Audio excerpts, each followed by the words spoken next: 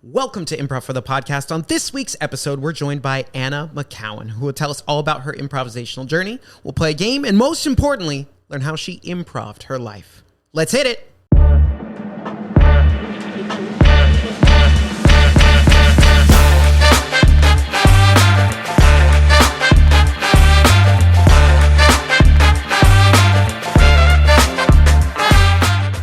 Welcome to Improv for the Podcast. I'm your host, Michael Lee Evans, and tonight I am joined by the wonderfully talented sketch comedian, improviser, physicist, Anna McCowan.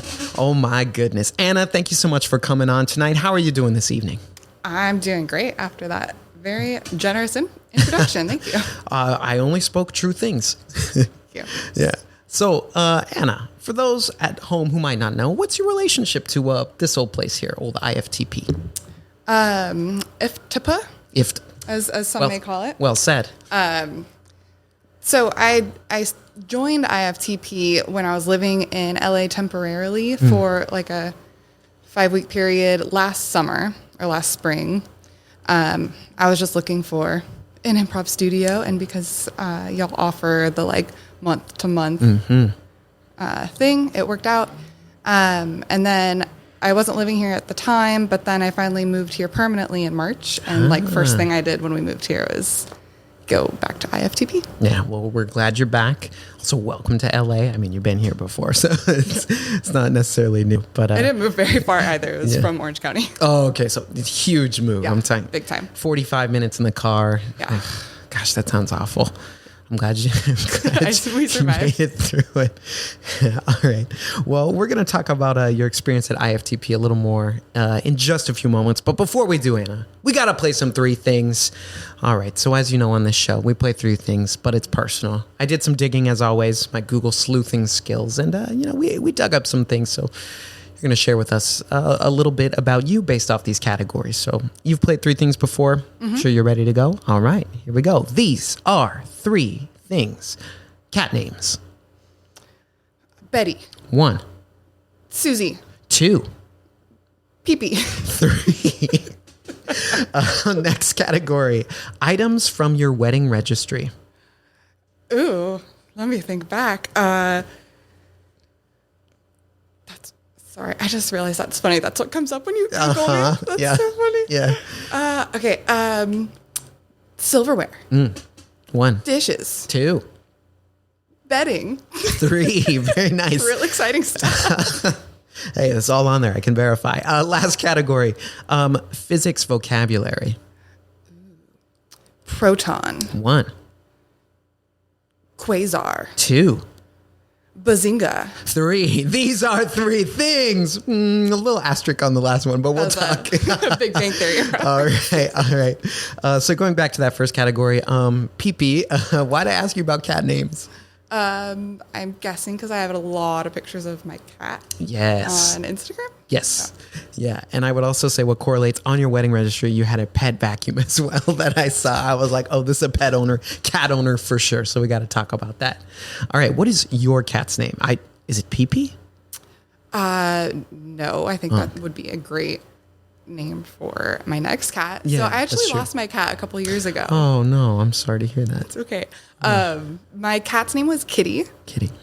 Because we could not figure out a name. We had a few different names. We called her Taco Cat for a little while because it's the same spelled forward and backward. It's a palindrome. Yeah. Hot dog, cookie, a lot of food related names. Yeah. And then we ended up just like kept referring to her as Kitty, and then it just stuck. It just stuck. I mean, you named her what she was. She was a kitty. She was a kitty. Yeah. So it's like nobody can criticize that. It's like that she was a kitty. Yeah. All right. Well, that's sweet. And I'm sorry to hear about the loss of your cat. I know I'm a few years late, but losing a pet, it just kind of sucks. So, it does. Yeah. But since moving to LA, Spencer, my husband, and I were, we've just been more and more just like, it's time for another cat. We want to get 2 this time. Oh, yeah. And be friends. Get a little duo. Yeah. Man, that sounds like fun. I have 2 dogs currently, and it's they're a little posse. It's fun. What are their names? Kuma and Claire. Yeah, so they're a little. Yeah, oh man, they're menaces, but we love them. That's the other thing I love after food names for pets is people names. Yeah. This is my cat Jeffrey. You're like, oh, yeah, that's true. It's more fun than like, oh, this is my dog. I can't even think of an example name. Just Gary. Oh, great. Okay, so maybe your next cat's Pee-Pee and Priscilla. Yes, perfect. Pee-Pee and Priscilla. There you go. All right, second category. I asked you to list items on your wedding registry, which you did well. I mean, I could have gone more specific on the dishes there, but I think, generally those were pretty good answers. Thank you. I saw silverware. I saw a pet vacuum. Yeah, there was bedding on there. I saw some pillows, things like that. And some dishes as well. Yeah, pretty cool. There was like a lemon, you put like the lemon in it and you squeeze it. I don't remember what those are called. A lemon squeezer. Yep, that makes sense. Yeah, I was like, oh, nice. I don't have one of those, so I think I need to invest. So it gave me something to think about. But is it weird thinking about that wedding or that website is still up there? Yeah, like I was a little distracted. Like, oh shit, can I say bad words? Yeah. Like, oh shit, I should really take that down. That made me think. I was like, oh, probably my own wedding website is up, but I don't know.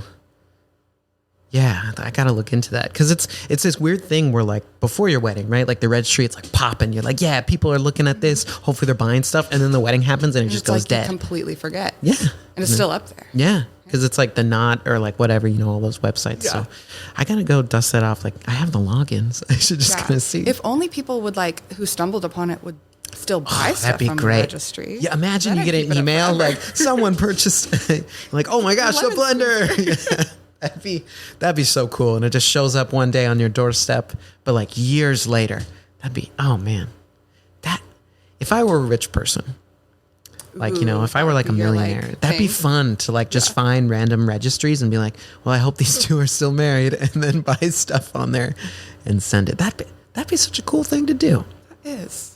So if you're at home listening and you're rich, if you go to thenot.com/ D and Michael, please. This podcast is brought to you by thenot.com. Thenot.com. It's the place where I had my wedding website because it's the only one I know of. Okay, there's an idea. So once either of us gets rich, I think we should start doing that. Mm-hmm. Yeah. Okay.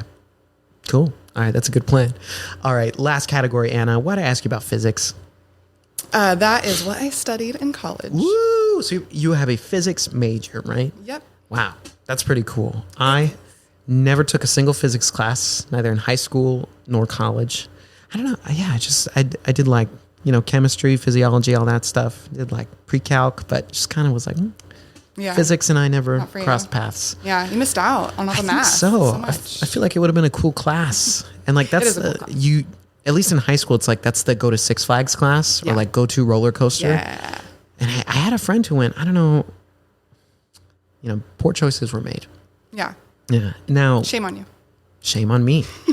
Being a physics major, did you go to Six Flags in college? Did they make you do that? Or like another theme park? No, what the hell? We did in high school. Okay, good. We went to Knott's Berry Farm. Oh, valid. They got the accelerator, right? Yeah. Okay. Yeah.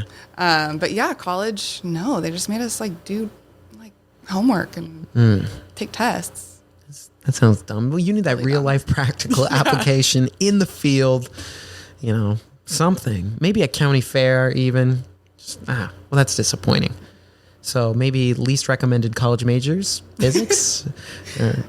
Or just recommendation, any physics professors out there, take your students to a roller coaster. Yeah. If you want a good rating on Rate My Professor, go roller coasters. Okay. All right. Well, that's really cool, studying physics. I can imagine at a college level, I bet that gets really interesting with the labs and different things that you probably get to do. Yeah. Besides no field trips, but... Yeah, it's really fun in the beginning, and then there's always with science majors, there's that point 2 years in where they try to filter out people with the really hard classes, like the quantum mechanics, and then those are the ones I kind of skated by. Yeah. But yeah, it was cool. Yeah, there's that moment you're like, okay, I finished up my gen eds these first couple of years, and oh no, and then it's 300 level, 400 level, and it gets scary. Yeah, and it was weird at my school too because the physics department was very small, and so my just our class in the physics department at the school was like 10 people. Oh, wow. Yeah. Yes. So it was like a little cohort.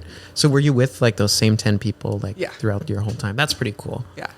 I mean, because it's kind of fun because you're all suffering together. Exactly. Yeah, that's that. I think that's a good college experience. I had a similar like cohort situation in college as well. So, you know, you'll always be able to like talk to those people and be like, oh yeah, remember junior year or, you know, whatever.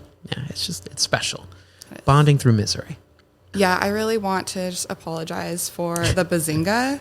No, I don't know why that came to my brain, but it did. Because it's great spacing. It was great spacing. Yeah. Big Bang Theory, that was one of those shows, like, growing up, I didn't see a lot of TV shows just for different household rules and things like that. And that was one of the first shows I was like, what is this? And I watched like 5 seasons of it. And I was like, okay, now I've seen a TV show. And like, besides like SpongeBob or like kid shows, you know? Mm-hmm. Yeah, there's like 12 seasons, I think. I have no idea. That's kind of why I'm like, I'm sorry I said that. I don't even really watch But they're in Pasadena. That's not far away. They have a street called Big Bang Theory Way. Is that true? It is true. Oh. Yeah, it's by the, if you know where Doghouse in Pasadena is, it's a very specific geographical reference, but that's where it is. Yeah, it's like Big Bang Theory Way. Wow. Just one little sign. I'm not that big of a fan. I watched it when I was younger, not 5 seasons, and then I dropped it. So again, I apologize because I said bazinga. You should. I think it was just funny. That's a show. It makes me think a lot. Well, it got a full spin-off with young Sheldon. It's just like the staying power. Impressive. It's true. Impressive. 12 seasons, then a spin-off show that had, I don't even know how many seasons. And not a lot of shows can sustain like that. Mm-hmm. So shout out whoever kept it alive. I'm not sure who. But so tonight we're actually going to pivot to just talking about Big Bang Theory. Everything you know, everything I know, and just the Big Bang discussion. Yes. Yeah, not the event that happened a long time ago, just the TV show. That allegedly happened. Yeah, it's physics. Who can be sure? Who knows? None of us were there. We got to talk about some improv, Anna. We got to talk about, you mentioned if to put earlier, but we're going to take it back even earlier because I want to learn about the first time in your life you were exposed to improv. You heard about it. Maybe it was written on a Post-it note. You read the word. Take us back to whenever that was. Wow. Why have I never thought of this before? I guess other than Whose Line. Yeah. That's kind of like I watched that as a kid. Mm-hmm. Same. And then forgot about it. Yeah. And then, what it reintroduced me to improv was Comedy Bang Bang. Ah, ever watch or listen to that? that? Oh yeah, Scott Aukerman. Yeah. So my brother introduced me to the show and the podcast, and I just went. Yeah. I found my thing. I was like, I love this. It's my favorite thing. Yeah. Showed us all my friends. Yeah. Yeah. That podcast, there's probably like 1,000 episodes plus. I think he's coming up on episode 1,000. Jeez. Yeah. Man, that's impressive. This is episode 81. So we're almost caught up. Almost so caught up. Yeah. If I just got to sustain for like 10 more years, then I can touch 1,000.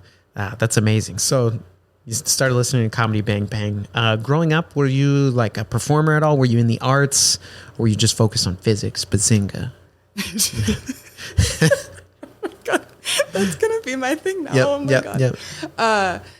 I was not a performer. I wish I was. I think I had a lot of anxiety growing up, a lot of social anxiety. I think there is part of me that would have really enjoyed like being a theater kid. Yeah. But just I was too shy. Yeah. Couldn't do it. Yeah. Oh, I mean, and as a kid too, I don't know, having to do all that is scary. Like there's those class performances sometimes in school you have, presentations, or you just have to read in front of the class.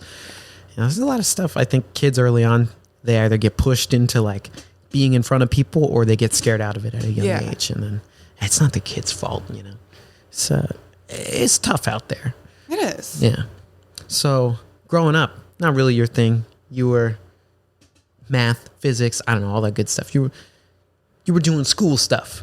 Yeah. But then Comedy Bang Bang, you kind of got introduced. Yeah. You got hooked. You were like, wow, all these wacky characters come in, sit on a couch every week, all these celebrities that you know. Mm-hmm. And were you always interested in like comedy, or like were there like big comedy influences that you had growing up? Yeah, I've always loved comedy.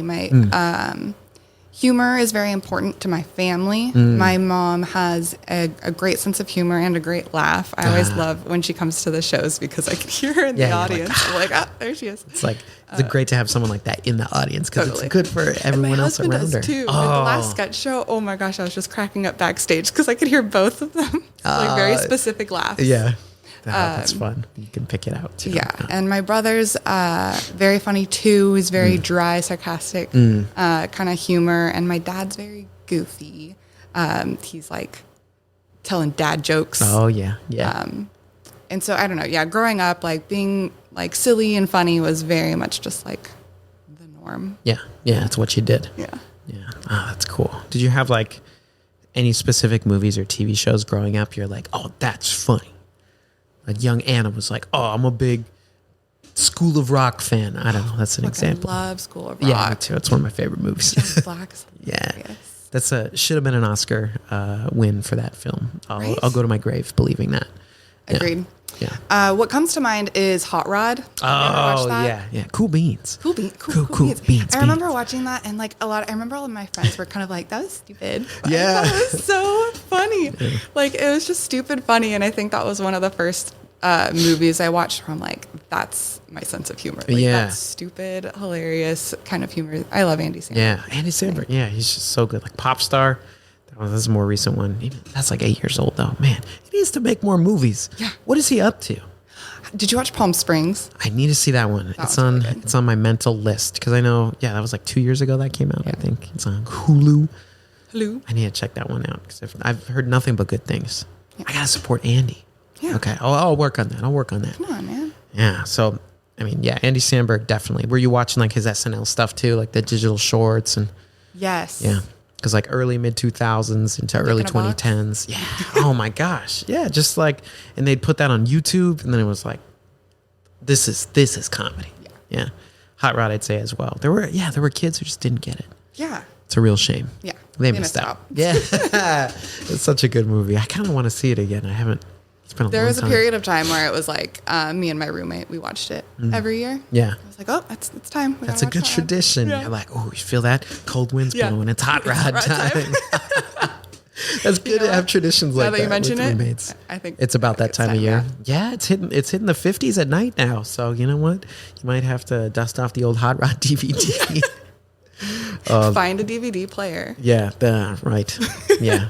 Find the DVD player. Find the DVD for Hot Rod. Hopefully it works, and then go from there. Yeah. Oh man, so it's a great movie to have as an influence. Okay. So you get a little older, you start listening to Comedy Bang Bang. So what made you want to take the leap from like, I'm listening to Comedy Bang Bang to actually doing improv? It's a big jump. Yeah. Yeah. I think I remember when I was first signing up for like my first improv class, kind of being like, oh, haha, what if I took an improv class? Haha. That'd be crazy. Haha. Could you imagine? What if I did that? And then it just like, the more I said that, the more like real of an option it became. Yeah. And, moving down here from, I was living in Sonoma County for 10 years. Then I moved back down here and wanted to make new friends and meet new people. And I thought that like taking an improv class would be a good way to do that. Yeah. And I love to laugh, and I love to meet other people who love to laugh. So, yeah. And you just started. So was IFTP your first improv class? Oh my gosh. Okay. So you were in LA, you're like doing a 5-week thing, and you found here. How did you find it? That's what I always love to know. I remember that night, sat on my couch, opened my laptop, typed in improv class Los Angeles into Google. I'll never forget. Perfect. Yeah. No, yeah, it was like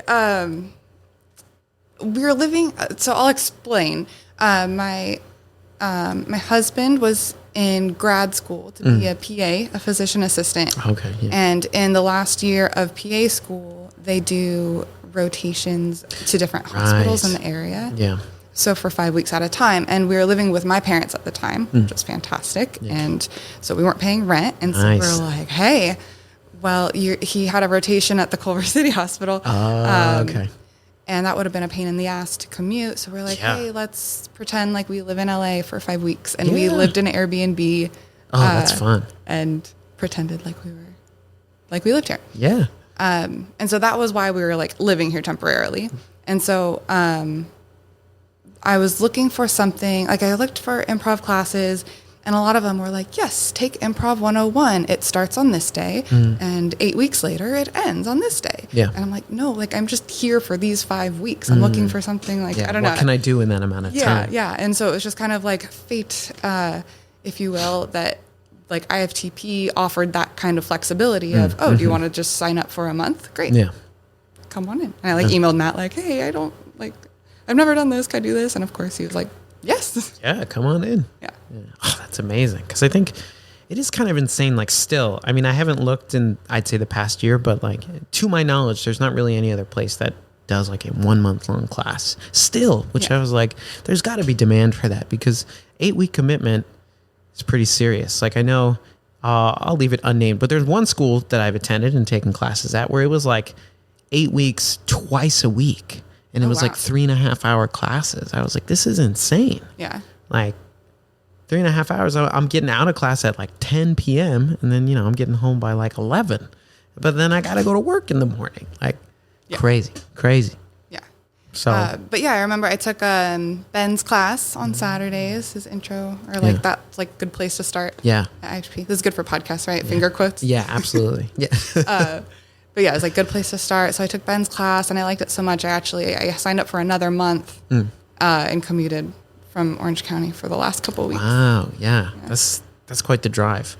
Yeah. And then 2 months later, or a few months later, Spencer had another rotation at the Culver City Hospital. So we went back and I remember it was like, again, I'm not really this like, oh, it was fate type of person, but like this was one of those moments I was like, oh my gosh. The sketch class from last summer, I got the email that said, oh, we're doing a sketch class and it's from this day to this day. And it was like the exact number of weeks that we were living here. And I was just like, yes, this is what I want to do. They got everything. So that's how amazing. I signed up for the sketch class last summer. All right. Now, I'm going to pause here for a second. So I have to ask, prior to taking that sketch class, had you done any comedy writing before? No. Are you serious? Yeah. That's insane. That's insane to me. Because I think about the 2 sketches you've done for the sketch class. You did Shit Canoe for your first one, and then you did Orca the second time around. So Shit Canoe was your first time writing a sketch? Yeah. Oh, man. Anna, you got it. You're making me feel so good. Oh, my gosh. Okay. Between that and Orca, which is like, just, like a year later, just 2 phenomenal pieces. Like, I would have guessed you'd been doing it for a while. Like, you were a veteran at that. Means so much to hear you say that. Because you just come in with a strong premise. You know how to hit it. It's funny. It's clean. It doesn't need editing. It's just ready to go. And you did that 2 times in a row. And, like, I think Orca was even, like, another level of that. I'm, like, speechless. I don't know what to say. That's so nice of you. So that makes me angry because it's just like, oh my gosh, that's what a gift. But 2, I'm also just like, that's like awesome. Like, please keep writing because, gosh, yeah, you're really, really good sketch writer. Thank you so much. Yeah, and it's just, I love doing it. And so I'm so glad you do the class. Like, it's one of my favorite things. Every time I see that sketch class open, I'm going to register. Yeah. It's a labor of love for everybody because it's like we got to work hard, but it's always rewarding that night where just put it on stage and get it out there. Yeah. Oh my gosh. Okay, so you took that sketch class, so that was a pretty big leap. You had been doing improv, and then you were just all right. I know. That's why I asked Matt. I'm like, am I allowed to do this? 'Cause I really want to. And he was just like, yeah. Yeah, absolutely. I mean, even you had a month of improv experience. That's pretty good. Like, we'll take that. I would not have known you. So you only had a month of improv at that time, but like you acted in multiple sketches. You were great. You were like the therapist in one sketch. You were the patron at the restaurant in the Italian restaurant one. Oh my gosh. That was like one of the highlights. Yeah, that one was a lot of fun. Like, that was so fun. Getting baptized in the wine and that was a great show both times. Oh man. Wow. Okay. So I like that attitude. Like you were just like, boom, I've done improv. Oh shoot, they got sketch and I happen to be in town for a month. I'll do it. Never done it before. But it seems like you've always been like a fan of sketch comedy or like, you know, I mean, Comedy Bang Bang, which by extension, you know, there's a lot of improv people in that, SNL people, you know, just a lot of comedy world. Right? And I know we've had a few conversations like I think you should leave fan. Yes. Which I consider like, that's not a mainstream sketch show to me. I think it's pretty popular, but like, you know, most folks are like, yeah, I know SNL and like, that's it. Maybe Key and Peele. But like, I think you should leave it. I'm like, that's for the purists, you know? Yeah, the people who are like, yeah. I know when people say they like it, I'm like, I see you. Yeah, because I can't, like, not all my friends are like, oh yeah, I watched that show. Like, they haven't even heard of it. Yeah. And I'm like, you don't know. You don't understand.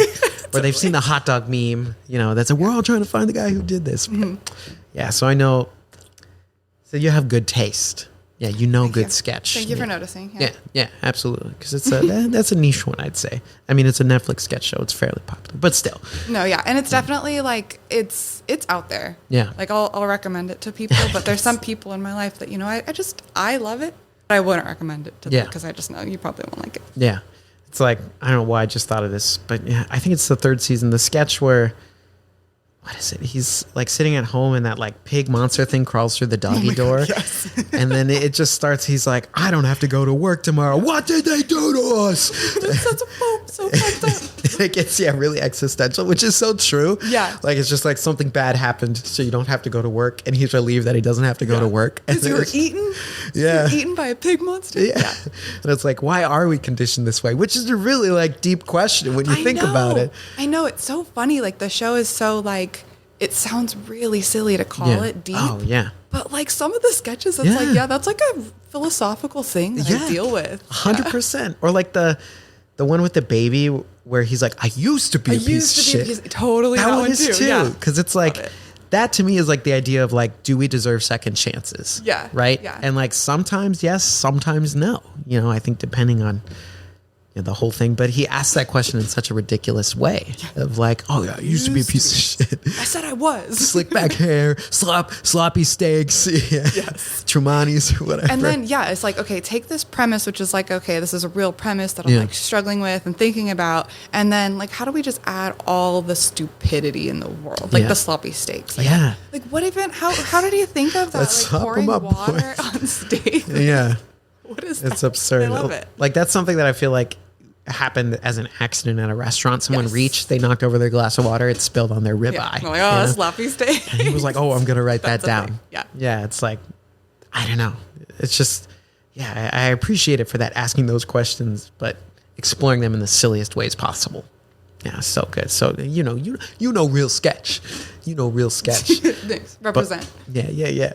So, okay. So this is like a great little like bookends that you had. So you had 5 weeks, you did improv for the first time, then you kind of finished it off, still commuting from Orange County, which is, that's no joke. The traffic on the 405. Oof, yikes. So doing that, and then you were able to come back to the sketch class. So you wrapped those up, and then I'm assuming you either went back to Orange County or you were in another part of California. Okay. Yep. And then it was like, was that tough? Like you had done these classes here and then you had to leave for a little while? Yes, absolutely. Yeah.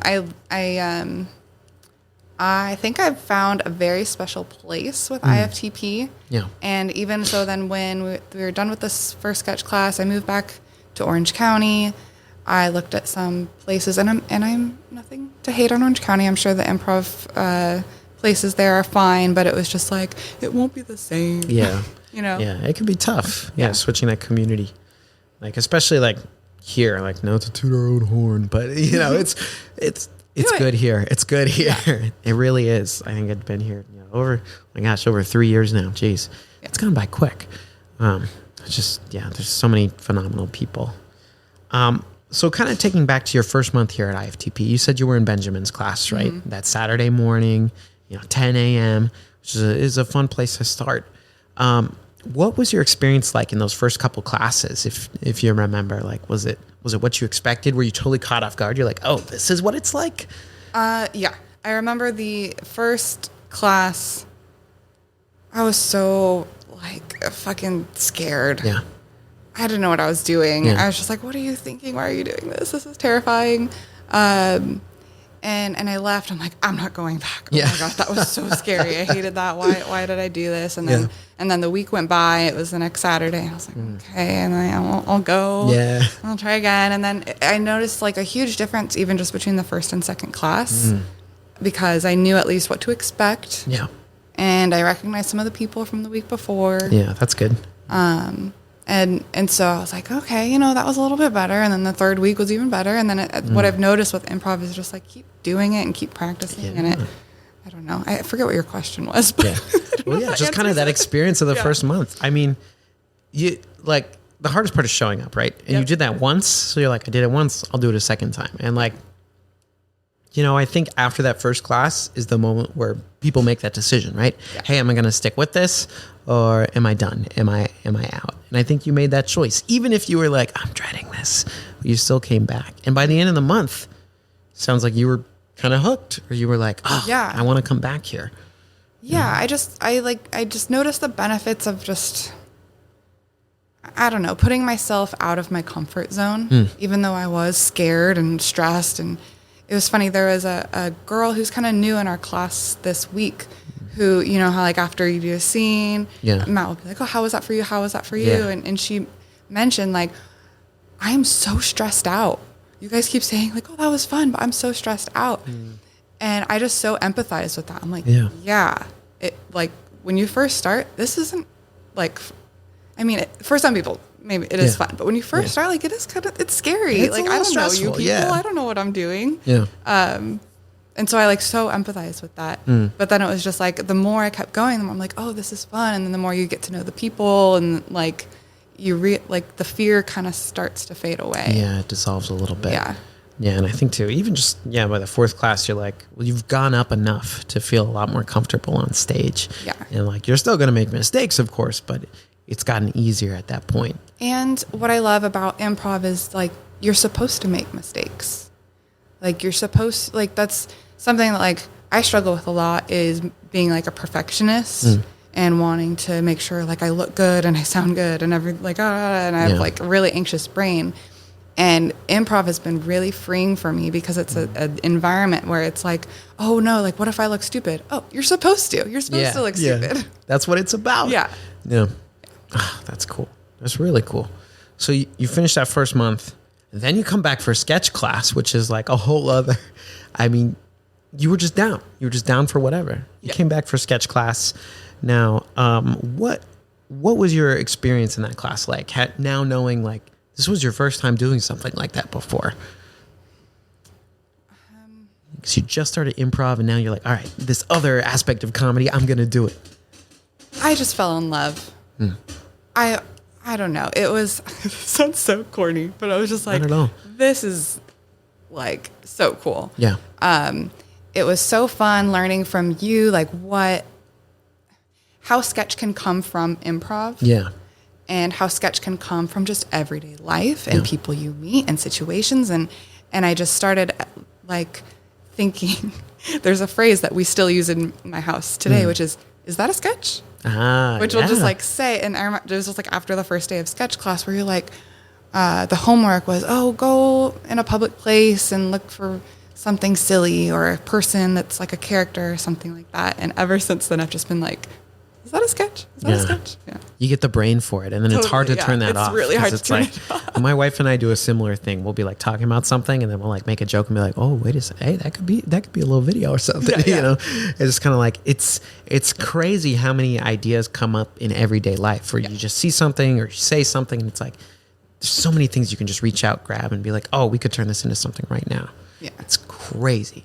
So it's like I love starting the class that way because I think that's the hardest part. People are like, well, I can't come up with anything funny. And it's like, that's not true. Especially like if you've done improv before, like get out of here. You're pulling from nothing when you do that. Absolutely. And it always turns out being funny, Yeah. And since taking the class, like I am a strong believer in that, like you can make any situation funny. Mm-hmm.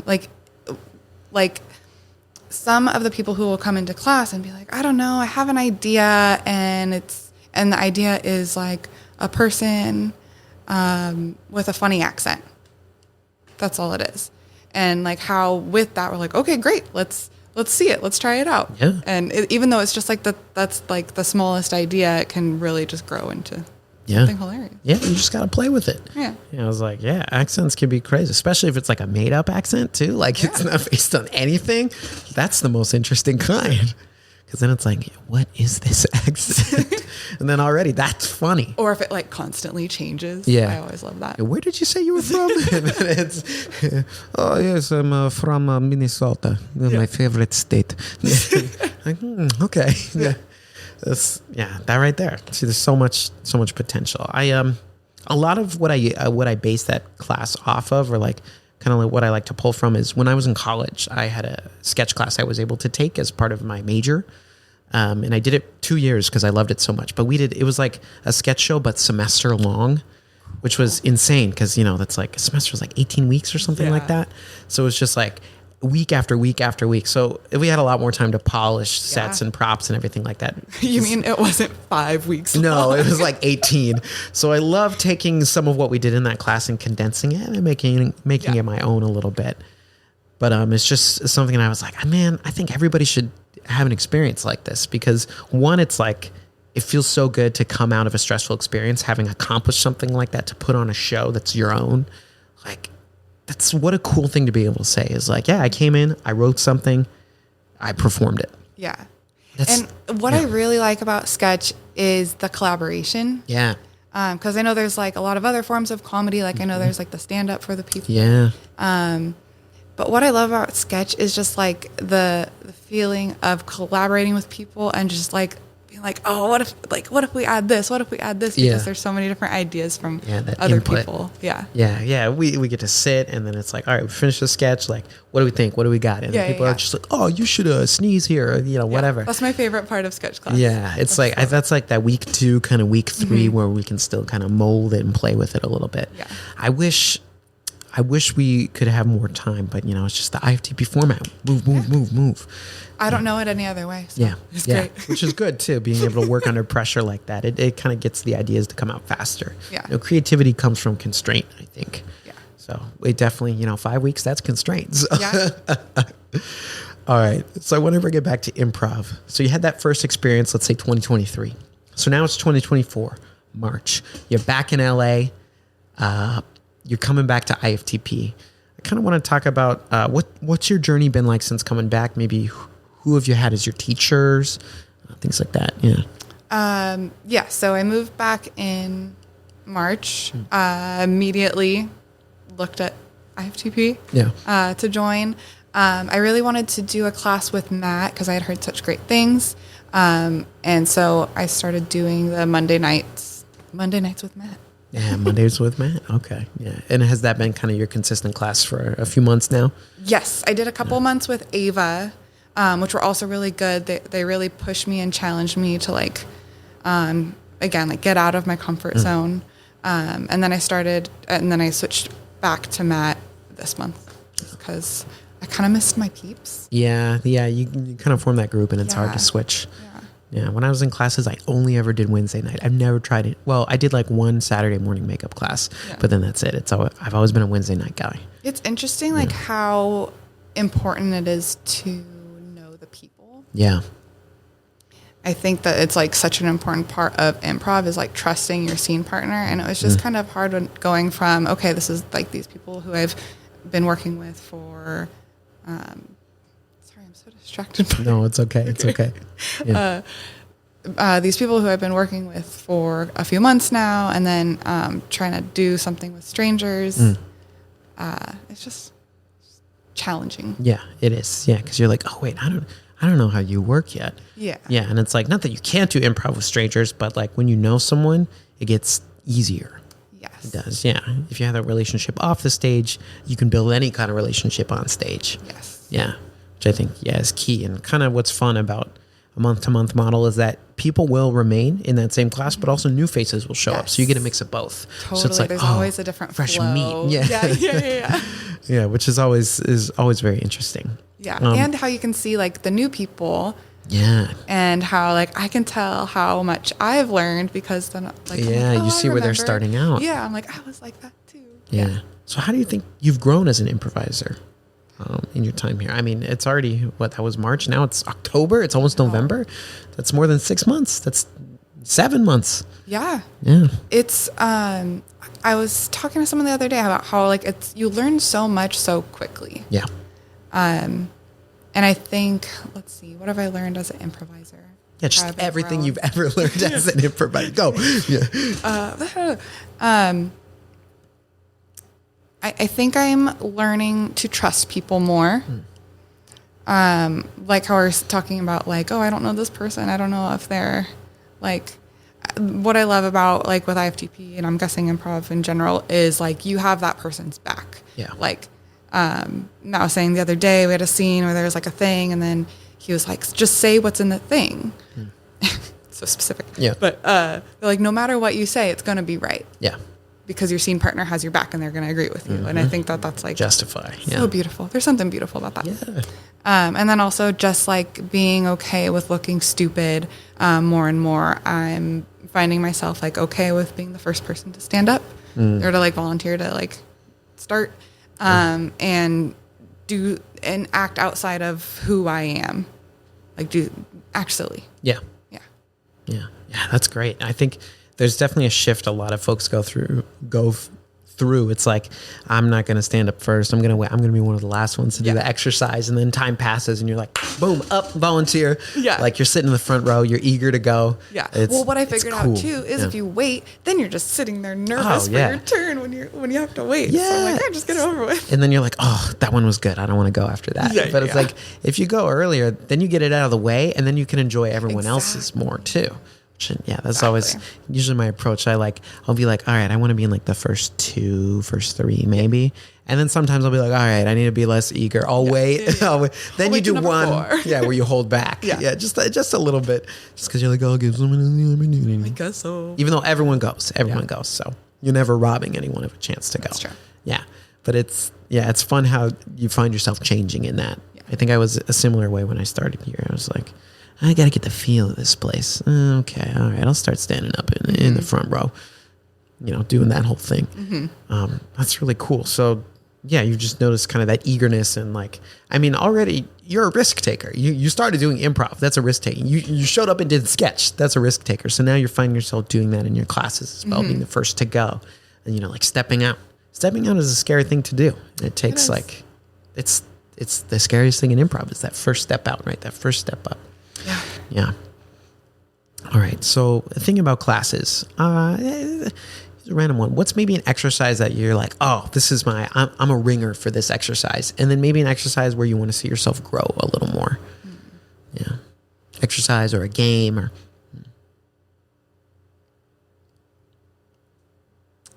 I always like doing the limerick challenge. Oh yeah. One that I've noticed it makes me kind of nervous is the one, I forget what it's called, where you're in 2 chairs across the room. It's like mind the gap or something, where you're supposed to like just have a conversation, but like you're on, I don't know, on the other side of the room. I don't know why that one is challenging. Oh yeah, it's like you have to stay there in those chairs, right? So it's about the conversation. Yeah, you're not getting up and. Yeah. Okay. Yeah. Maybe it's just the idea of like you feel like you're trapped. Maybe. Yeah, I don't know. It's a metaphor. Okay, yeah, I don't know that I've done that one in a while. My memory's a little rusty on it. Yikes. All right. Well, you're kind of doing that right now. Yeah, kind of. Yeah, see, there you go. And you're doing great. Yeah. So get out of my overcome, comfort zone. Conquered. Yeah. There you go. You're doing the long form version. Yeah. Okay, yeah. I've always had exercises now and then, sometimes you start off, you're like, oh, I hate this exercise, but then you have to keep doing it. And then it's like the relationship changes over time. I guess that's true with a lot of things, though. Yeah. How do you feel about clap-ins? I'm a little less scared now. I went to camp over the weekend. Oh man. And that was amazing. It was really fun. Yeah. That was like, what's it called? The therapy, like immersion therapy. Oh, like shock therapy. Yeah, immersion therapy. Yeah. For like clap-ins for me. Yeah. Oh yeah, definitely. It's like every session you're doing clap-ins at some point. And yeah, I mean, I still like when I hear like, oh, we're going to do clap-ins, I'm like, oh, okay. But I notice in myself that I'm overcoming that fear as well. Yeah. Yeah. And camp is a great way to do that. I was really bummed I couldn't make it this year. I had a wedding I was at, but man, I missed it because I know it was in a new location.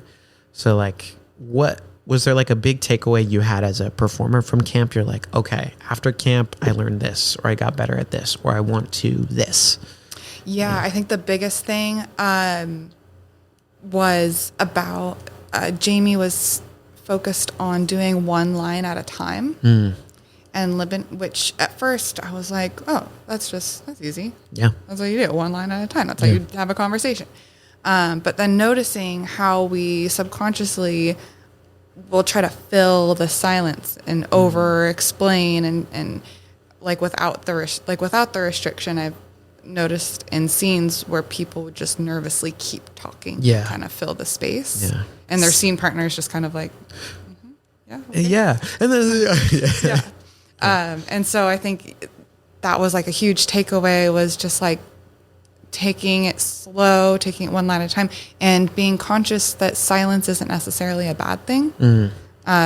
Like actually using the silence as part of the scene. Yeah.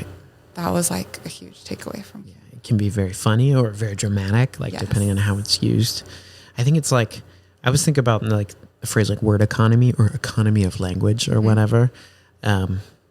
It's like, when I was a middle school teacher, that was a big thing in like lesson planning, is we're like, so when you are lecturing, you know, especially middle school, you don't want to lecture too long, right? Because they're middle schoolers, like they're going to get antsy. Like it's about doing, not just listening to me talking. So it's like, I think that's so true in improv as well. Like less is more, right? Sometimes your words are funnier and more effective, and you can still get your point across or justify or yes and without having to give like a whole paragraph every time you speak.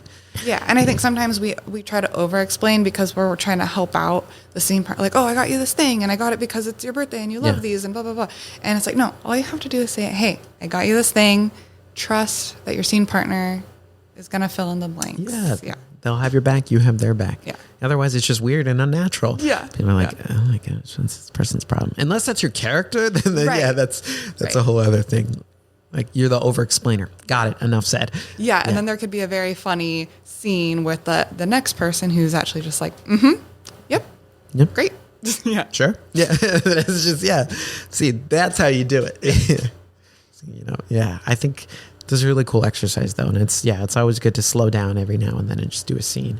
Because one, you listen more, you're more intentional. Even though you're not really thinking about it beforehand, you're still more intentional when you do an exercise like that with what you say and how you respond, which is, it's so good. I love camp for that chance to like get in the nitty gritty of everything.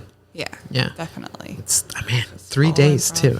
It's just improv up the wazoo. Yeah. All right. Side tangent, but did you participate in the anti-improv talent show? No, Anna. I was a very encouraging audience member. Okay, well that's good too. That's good too. There were some talented people in this theater. Yeah, it's always a lot of fun watching that. One of my favorite things. The Saturday night classic, amazing. Yeah. I'm trying to live vicariously. So. Yeah, I don't like. It's not. I know I have talents. I'm not like I don't have any talents, but like I don't know if I have talents that are like show talent. Yeah. So I want someone some year to be like, all right, I'm really good with Excel, and then just like show up with like a projector, and they're like, bam, bam, bam, bam, bam, bam, bam, bam, bam.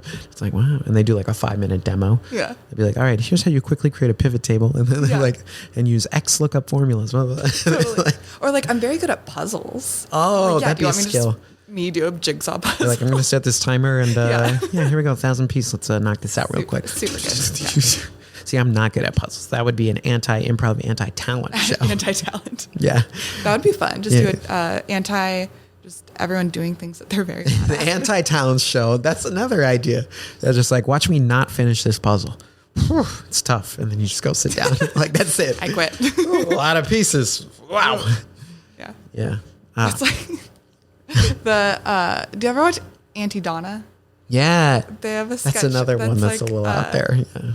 It's the world's worst tic-tac-toe players. Oh, I haven't seen that one. It's very funny. Shout out to Auntie Donna. I like their Netflix show as well. Mm-hmm. So did they ever make a second season of that? I don't know. Oh, yeah. Because I remember I was like, oh, first season, awesome. And then, I don't know. I don't know if it ever got a second one. Yeah. Those Australians, we can't keep up. Can't keep up. No, they live in the future. Yeah, they really do. They really did, literally. Yeah. My brother lives in Australia, so I always tell him.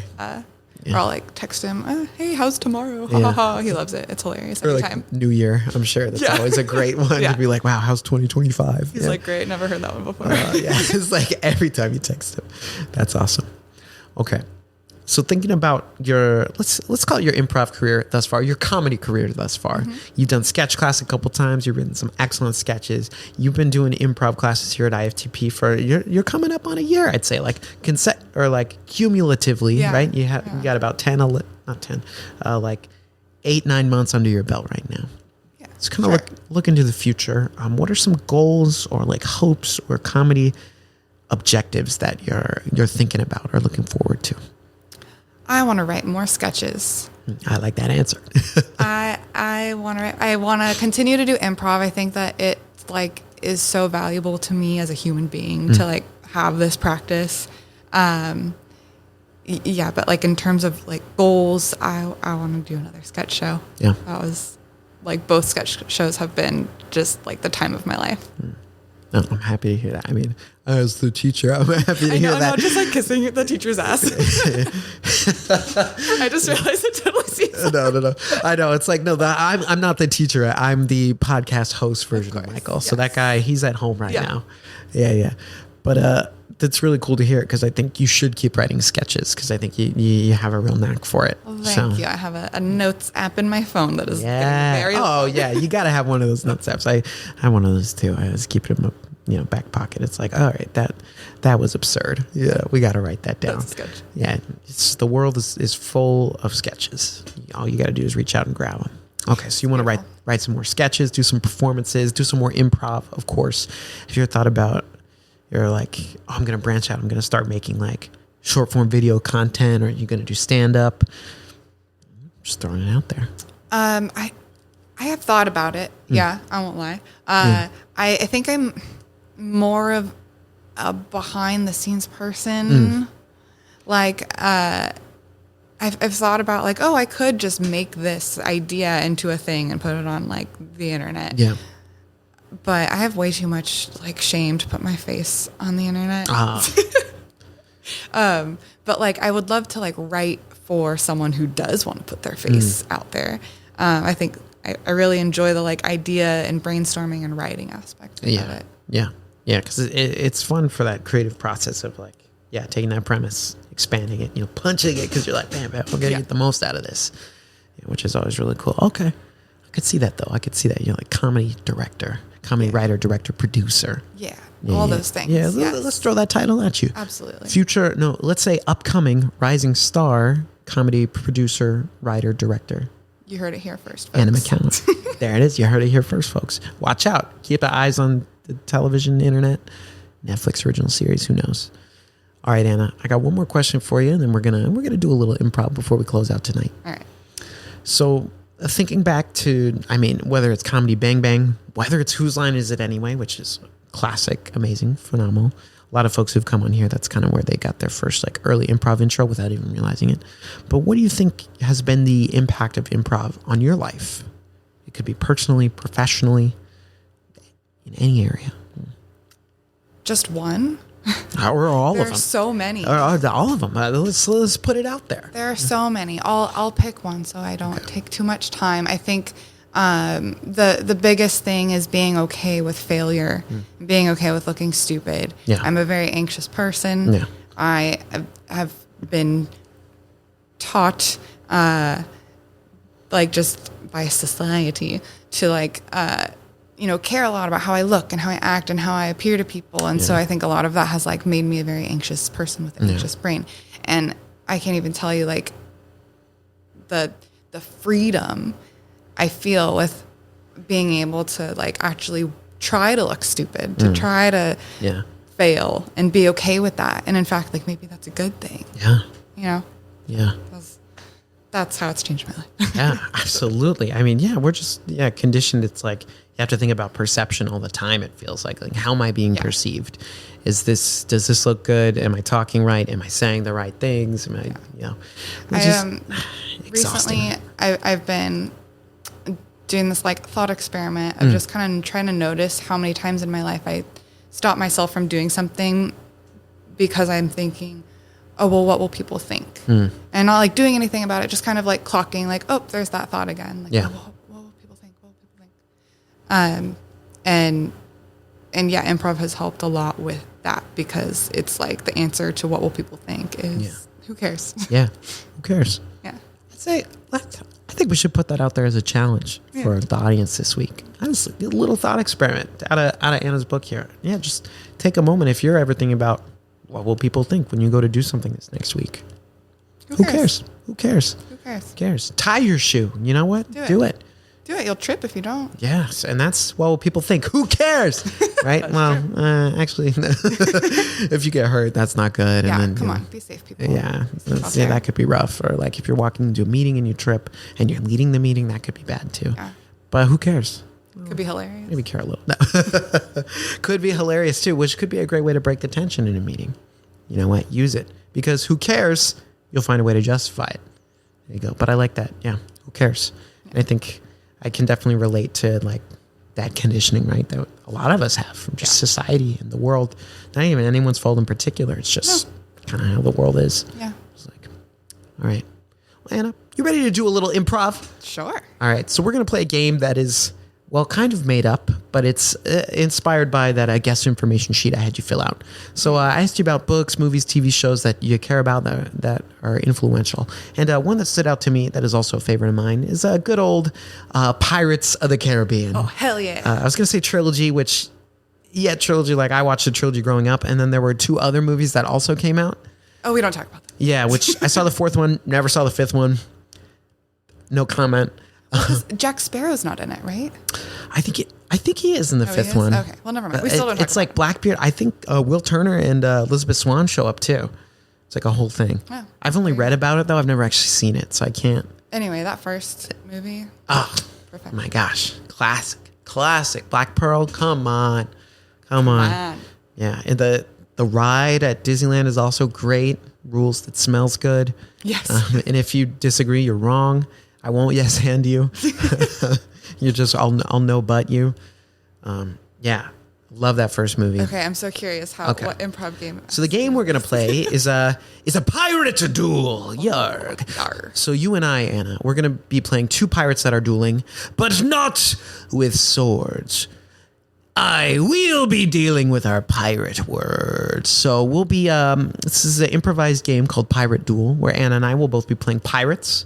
2 opposing pirates dueling one another with seaworthy insults. Okay. So you and me, we're just going to go back and forth, coming up with some pirate, ocean, sea-related insults back and forth. Okay. Yeah.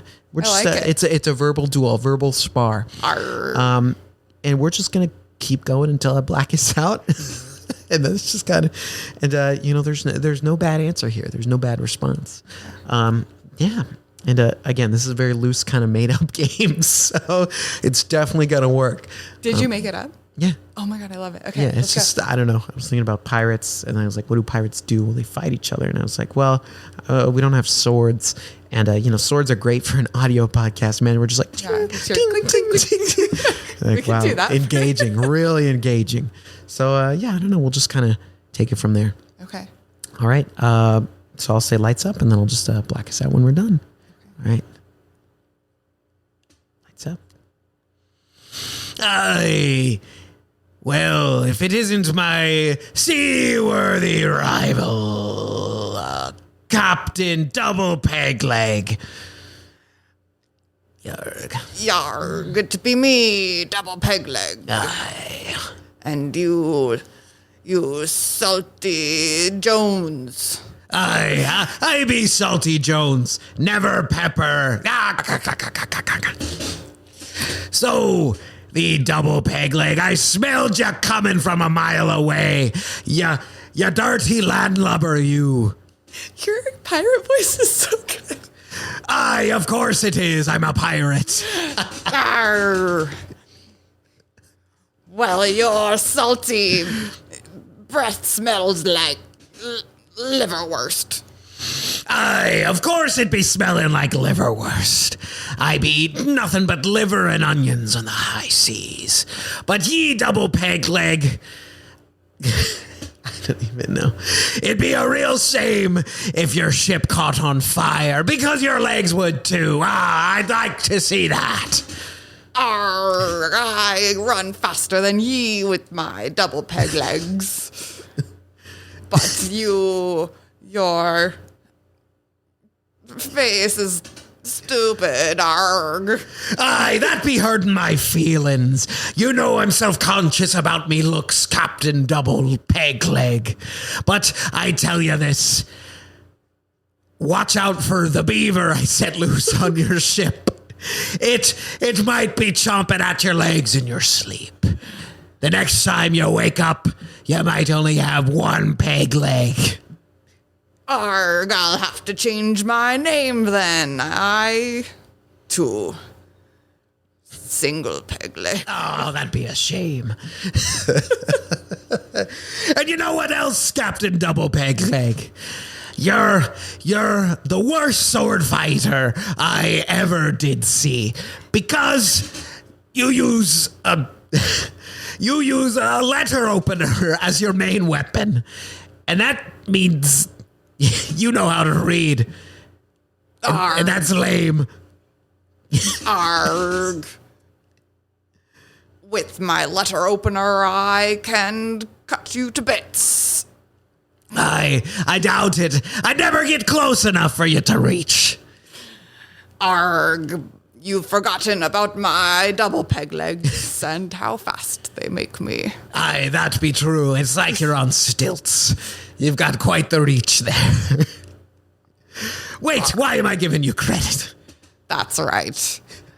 I've tricked you into being my friend. Aye, Captain Double Peg Leg, I got a question for ye. Ye. What be the masthead on your ship? Of course, it be Pee-Pee the cat. Flying high. Aye, that's what I thought. A cowardly animal for a cowardly captain. A cat afraid of water, just like you. Our cats are the bravest animals. How dare you speak badly of cats? I don't be believing that. That's why, like I said before, you're the captain who spends the least amount of time on the sea. And that's a shame. You're a land pirate. Yes, that is right. That's why I never sail my ship. We are just beached. Aye, how can ye be robbing and stealing and plundering when you're in the same port town your entire life? Well, there's lots of tourists in this town. So, it changes it up. You got your schemes going. Yeah. Aye, well, I just don't think you can be an effective pirate when you spend your time in one local area. That's no business model. That be your opinion, matey. Your wrong opinion. Stupid face. What? I told you I'm self-conscious about me face. Just because I have to wear this patch over my cheek that's got a large hole in it. Cannonball right through the left cheek. Best day of my life. You did get me there. We went to battle one time, and well, your land tactics are far superior. I'll give you credit there. But you know what, Captain Double Peg Leg? I gotta pick a bone with you, because I once saw you try to use a telescope and you looked through the wrong end. Who says there's a wrong end? Me and everyone else who uses a telescope. The British Royal Navy. You lie. You call me a liar. You insult my honor. Yes. If you turn it around, you can see, cool shapes, and it looks kind of cool and trippy. Well, I never thought to try that before. Give me your telescope. Space work is great for podcasts. Perhaps I twist it here. Oh! My goodness, Captain Double Peg Leg, that's beautiful. You've opened my eyes to something amazing. Thank you, Captain. Can we be friends now, matey? You know what? Perhaps it's time I learn to listen to the opinions and perspectives of others instead of just killing them at first chance. You might learn something, old salty beard. Aye, that I may. Blackout! Enemies to friends is the greatest trope, Anna, and we hit it on the head right there. We hit it on the head. Amazing. 10 out of 10. No notes. It's just fun to be a pirate every now and then. You have a very good pirate Why, voice. thank you. I think your pirate voice was excellent as well. Thank you. I appreciate that. It was just me speaking very low. That's what it's all about. That's what it's all about, being a pirate.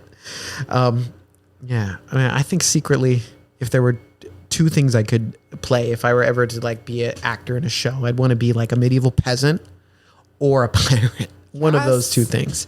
And it'd be one of the most fun roles, I think. I grew up on Buccaneer Street. And whoa, really? Yeah, and my dad's always been very into pirates. And on Halloween, he turns the garage of our house into a haunted house. People can walk through, and it's pirate themed. Oh, that's cool. I was Captain Hook was a repeat costume I had as a child. He was my favorite Peter Pan character. That's awesome. Which is kind of horrible, but also you like cool. the villain? Yeah. I mean, he had a mustache. He wasn't good at, like, he got beat up by a crocodile, you know. Yeah. But Hook for a hand, just his aesthetic, cool hat. Yeah. You know, just a lot. He had a lot going for him. He was a villain, but he had flair. And always failed, but that's okay. All right. Before we conclude tonight's episode, Anna, any last words you want to leave us with on life, on Bazinga, on improv, on sketch, anything at all? Well, if I say no, that's kind of lame. I mean, up to you. Your last word could be no. My last words are be yourself. Be yourself. I like that. Simple, straight, to the point. Seems good. And I think both pirates would agree that's good advice. Yes, of course. Aye. All right. Well, thank you so much to Anna McCowan for coming on this episode of Improv for the podcast. As always, we'll be back next time with another fantastic episode. Again, you can find us anywhere there's podcasts. We're there. Oh, we're there. But thank you for watching, and we'll see you next time. Bye. Bye. Improv for the podcast was created by Matt Moore and Michael Lee Evans. Edited and produced by Michael Lee Evans. And finally, presented by Improv for the People. Interested in more IFTP? You can visit us at improvforthepeople.com or on our socials, such as Instagram, TikTok, Twitter, and YouTube. Remember, new episodes are released weekly. Thank you for listening. We'll see you next time.